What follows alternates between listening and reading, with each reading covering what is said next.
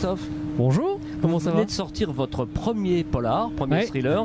Vous avez placé votre action à Toulouse et vous vous êtes inspiré du drame qui s'est passé, de l'explosion qui s'est passée à l'usine AZF de Toulouse pour construire un thriller.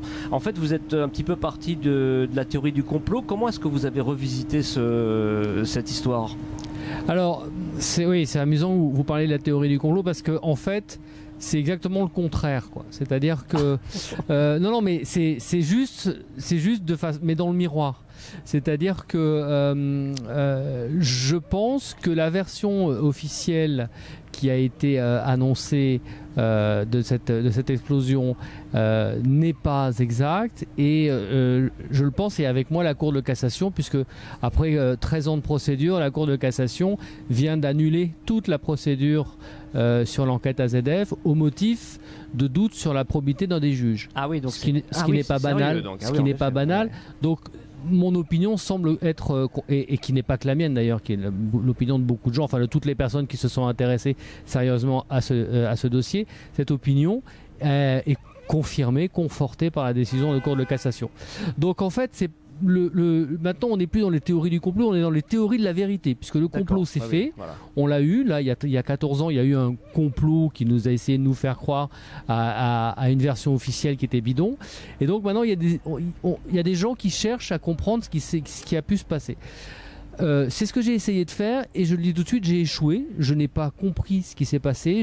La seule conclusion à laquelle je suis arrivé après m'être beaucoup documenté sur cette affaire, c'est que je ne sais pas ce qui s'est passé et probablement je ne le saurai jamais. Donc néanmoins, j'ai eu envie d'écrire une histoire qui propose une espèce d'explication, mais complètement fictionnelle. Hein. Je ne prétends pas apporter une vérité, pas du tout. Il n'y a aucune chance que ce que je raconte dans le roman soit la vérité, ou alors c'est un hasard extraordinaire, mais il n'y a aucune chance que ce soit le cas. Donc c'est justement pas une théorie de complot. Voilà, c'est ça que je veux dire. Mais ça en fait effectivement l'objet d'un roman qui se tient et qui est un vrai thriller pour le coup. Oui. Alors quels sont les personnages que vous avez mis en scène dans ce... Alors la construction de ce roman est un petit peu particulière dans le sens où contrairement à ce qui arrive assez souvent, il n'y a pas un personnage principal, en général le flic, qui enquête et autour de qui tout converge, tout remonte, les témoignages, etc.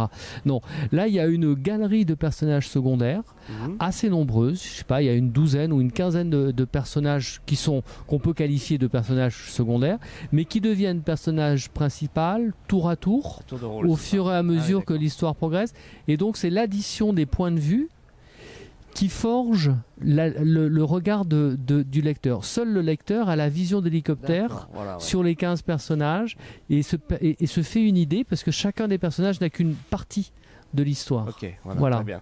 Je vais vous laisser le soin de rappeler le titre complet donc, de ce roman explosif, c'est le cas de le dire, et l'éditeur sur lequel il sort. Alors ça s'appelle Un mensonge explosif.